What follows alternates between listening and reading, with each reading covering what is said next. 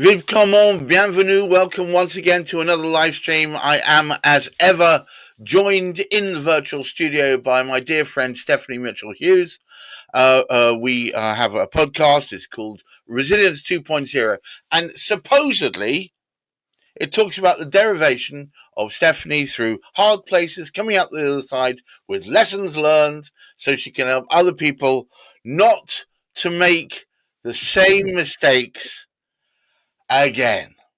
Yeah, and how to move through hard And spaces. to move through hard spaces. And I have a fear that we're going to be calling upon that experience and knowledge more often than not going forward. I have to say, being as I am from the opposite side of the pond, I am in no state where I can point fingers and hold my hanky up and laugh, because recently we had a very similar turmoil history of political change, where we have, and this is just me talking about our side before anybody starts getting up in arms. What's he saying? No, I'm saying that we've elected here buffoons who have lied and stolen, have been corrupt, who have been shown to be less than truthful, who have obfuscated, hidden, defended the undefensible, who have created raucous,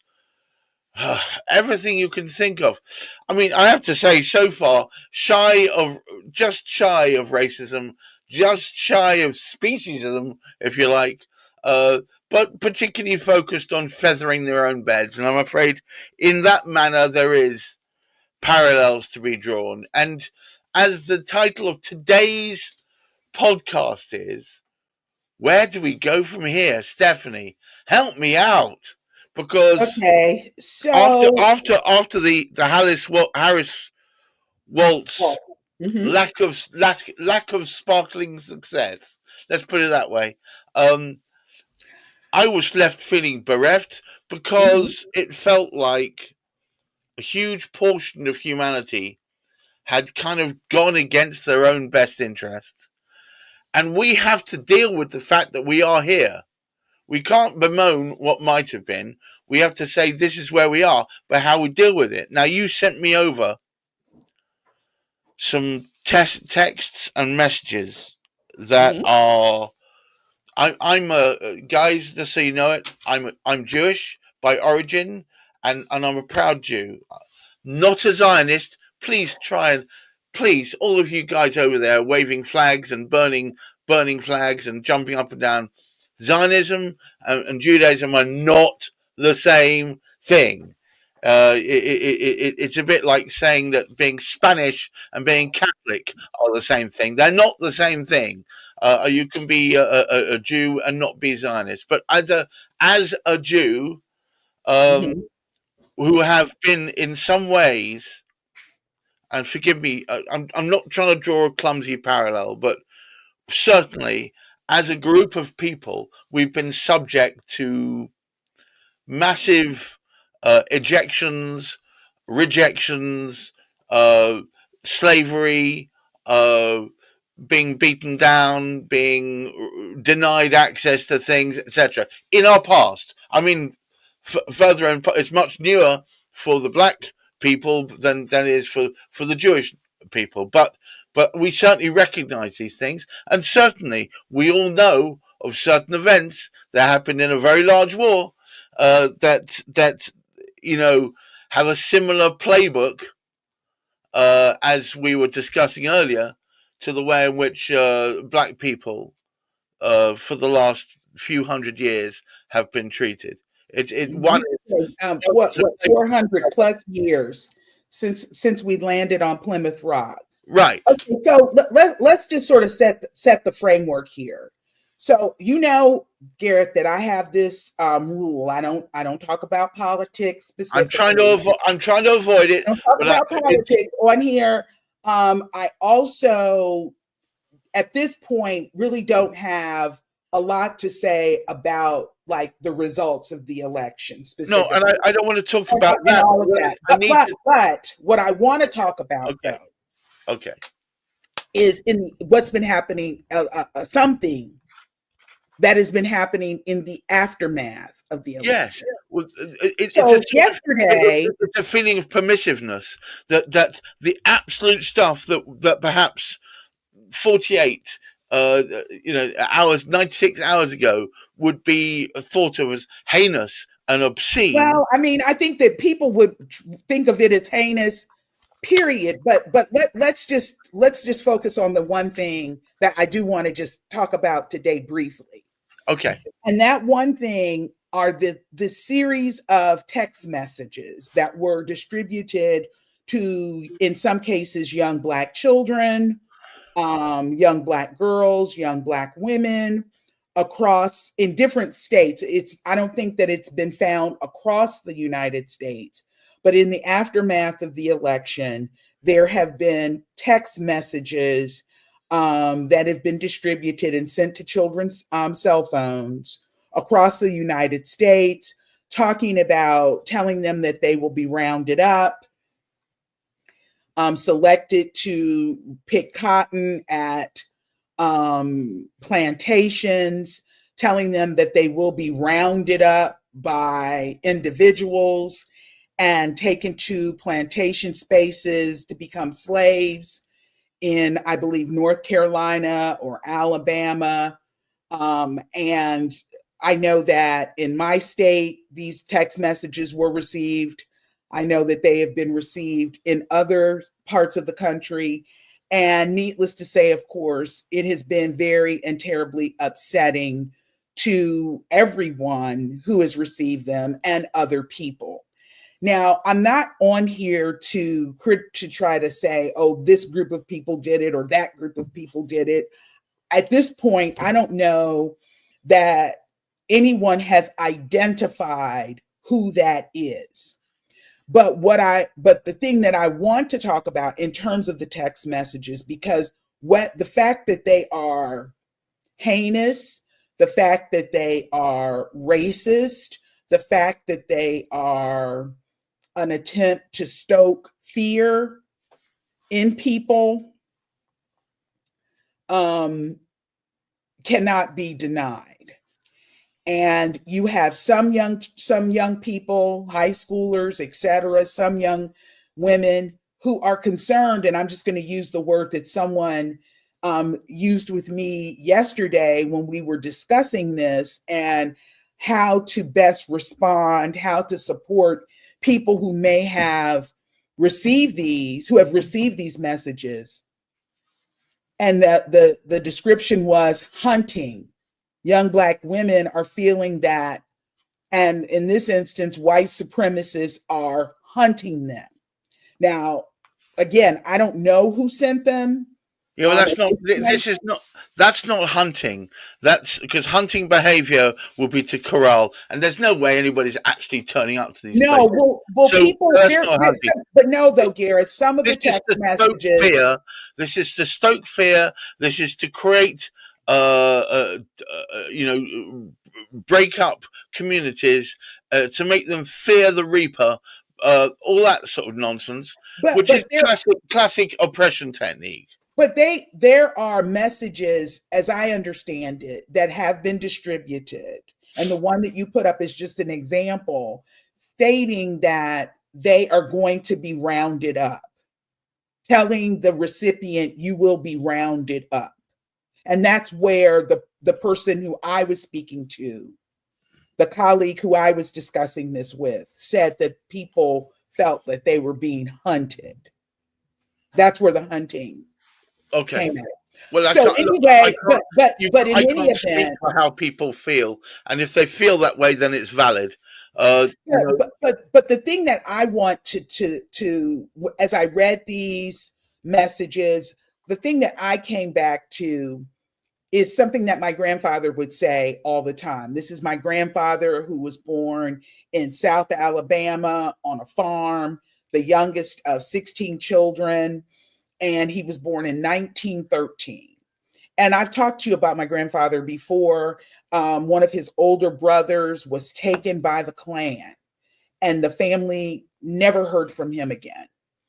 And one of the things that my grandfather used to say all the time was, there is nothing new under the sun.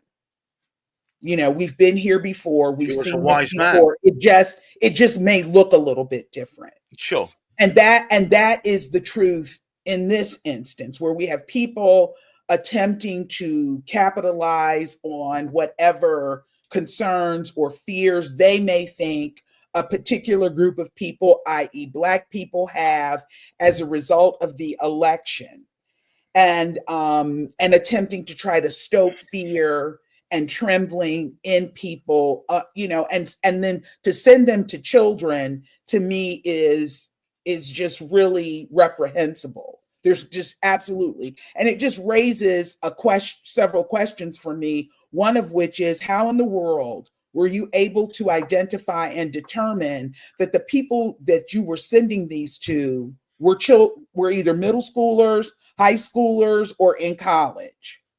Because as I understand it, there were some of these messages were received on college campuses in Tennessee, and I believe also in Alabama. But the other thing is that it's almost like cross burnings, when the Klan would burn crosses, on the lawns, or a terrorist type of, okay, well, we're going to scare these people. And the one thing that I want to say in response to that, and this speaks to, I think, resilience, is Black people have been in this country for over 400 years. Our coming to this country, we came here in the hull of a ship. My ancestors did. Our ancestors came here in the hull of the ship. We have survived slavery. We have survived Jim Crow. We have survived mass lynchings, murders, injustice. We have survived all of that. 50 years of Jim Crow. We have survived all of those things. And we are equipped. My DNA is equipped. The DNA of the children who those messages were sent to, whether it was in response to an election or something that someone tried to do. It is not funny. If you can't blow this off as a joke. It is a terrorist message. It is heinous. Terrorism. It is the most upsetting and horrendous thing that any human being could receive. But, and the big but here is that it is in our very DNA. We have survived. We have managed even to thrive in ways that the people who would send those messages don't understand. Because if they understood it, they would never have sent them. Yeah, but they understood that. But the interesting thing is, I suppose, that the only way of virtually sticking two fingers up at these people is to thrive. Right. Right. That is the only antidote. Because this is the thing.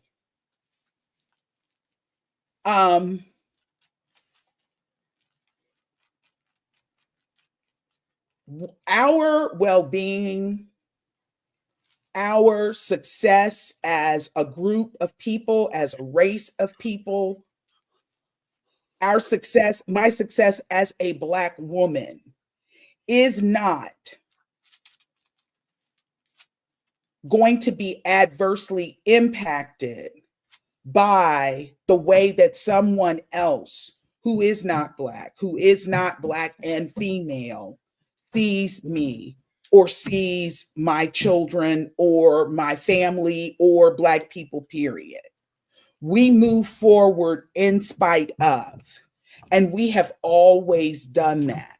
And within our DNA lies the seeds that will enable us to just keep moving forward, regardless of who is in the White House, regardless of the outcome of an election, regardless of all of it. And I think that is what people who want to sow seeds of fear and terror.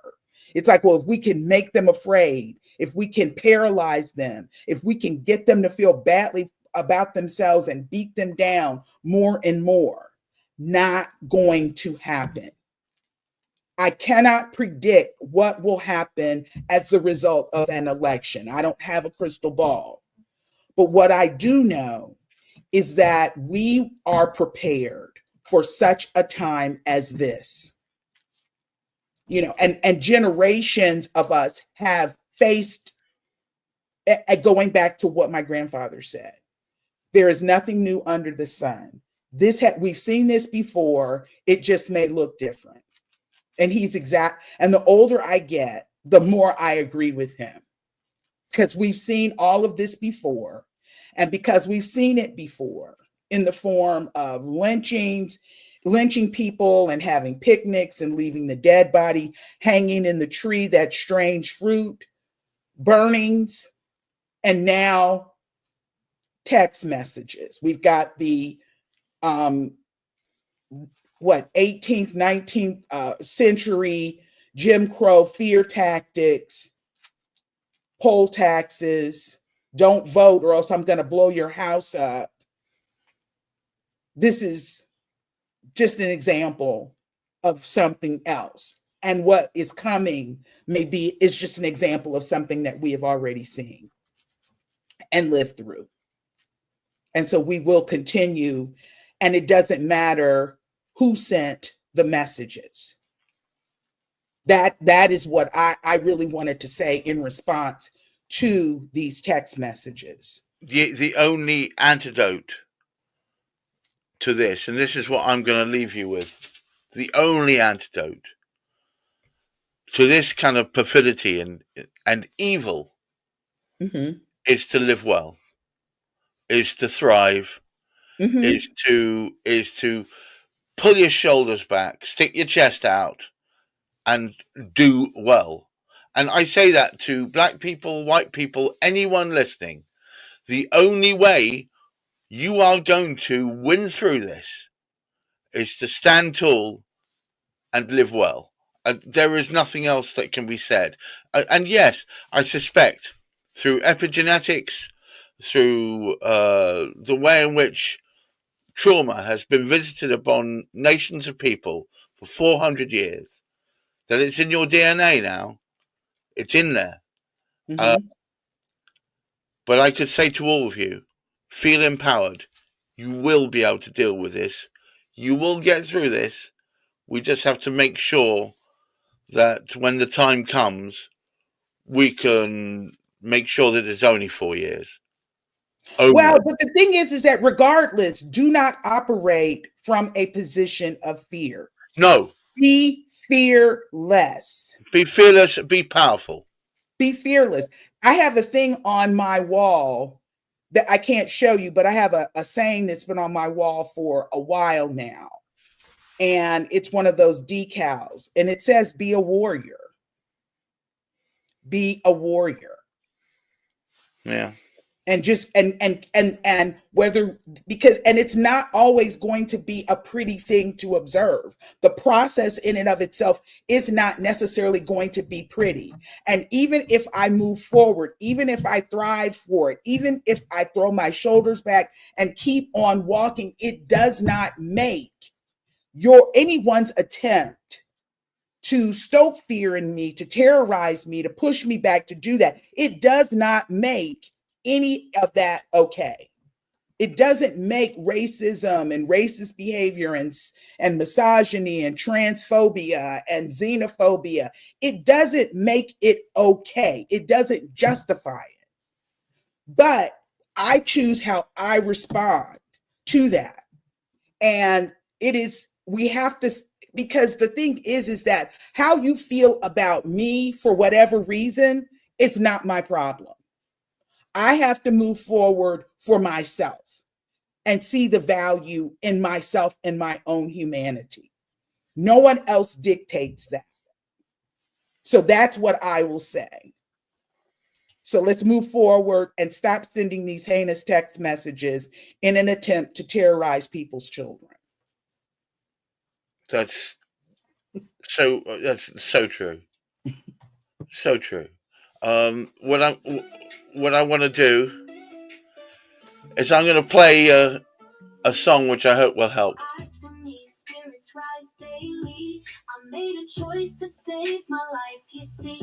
Now, who is this, Gareth?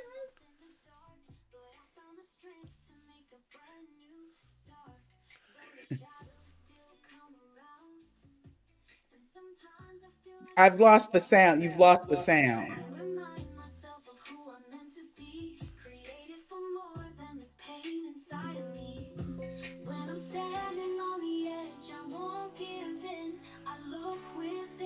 Find the courage to begin. No apology, no retreat, no shame, no surrender. I'm still on my feet. And you're just shaking your head here, nodding your head here. So do you want to end for today? Can you? No retreat, no shame, no surrender. My heart won't be beat. I'm living, I'm fighting one day at a time. I was made for more and I will climb. Did you hear any of that? Yeah, I heard a little bit of it. Kind of pain. So that's I'm actually putting together a little video for it, which is it's a song I wrote for you. It's about your own struggle, but actually it's more universal. It's exactly about the very topic we're talking about. Funny enough, what I'm going to do is I'm going to see if I can get this right now. No, I can't do it now. I'm going to play it back probably on our next one. But, okay. It's basically, if I just read you some of the lyrics, which is, though the shadows still come around and sometimes I feel like going down, I remind myself of who I'm meant to be, created for more than this pain inside of me. When I'm standing on the edge, I won't give in. I look within and I find the courage to begin. No apology, no retreat. No shame, no surrender. I'm still on my feet. I rise with grace. I hold on tight. Through the darkest days, I still see the light. There you go. Excellent, excellent. Yeah, I did. It was, well, you were the inspiration for it. Well, thank you. Not at all. So I'll turn the cancellation off. There we go. So what I'll do is I'll sort that out. So we've got a little. It will be a static video, but you'll be able to hear it. And I'll send you the final copy of it. But guys, if any of this inspires you, please put your shoulders back, put your feet on the ground, reach forward, reach up to be more than you are. Ignore this noise, this white noise around you, because you can stretch your fingers to be above that. You've all got the capability to do so. Stephanie, if anything, can prove exactly that. Use her life as a template. You can do better. You will do better. You will struggle, but you'll win through. It's just effort over time. That's all it is. I wish you all well. I thank you very much for being a part of this. Sorry for that brief musical interlude. We'll do it properly next week. Until next week, I wish you all well and look after that. Bye, everybody. Bye-bye.